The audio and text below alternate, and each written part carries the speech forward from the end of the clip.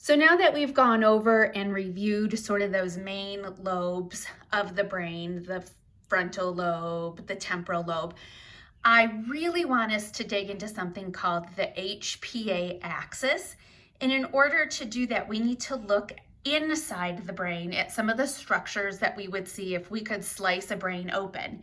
When we do that, we're going to see parts of the limbic system that we've talked about. We have our amygdala that's going to sit right here, and the hippocampus that's here. But in order to understand a trauma brain, we do need to look at something called the HPA axis, and that's going to involve some new structures that we need to talk about.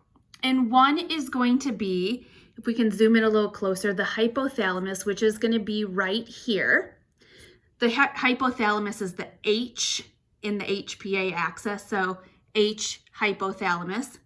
We're also going to look at a part right here, which is the pituitary gland, which sits, the picture's not great, but it sits not far from the brain stem. So that's your pituitary gland. So H, hypothalamus, P, pituitary gland.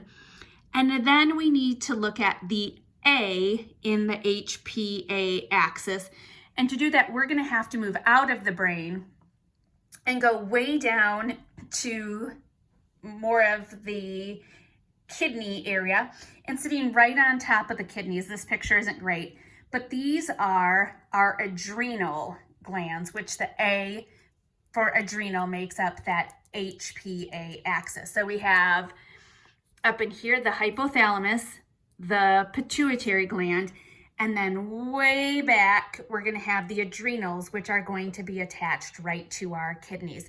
And the communication between those three parts, the H, the P, and the A, is going to give us some information about how kids with trauma respond.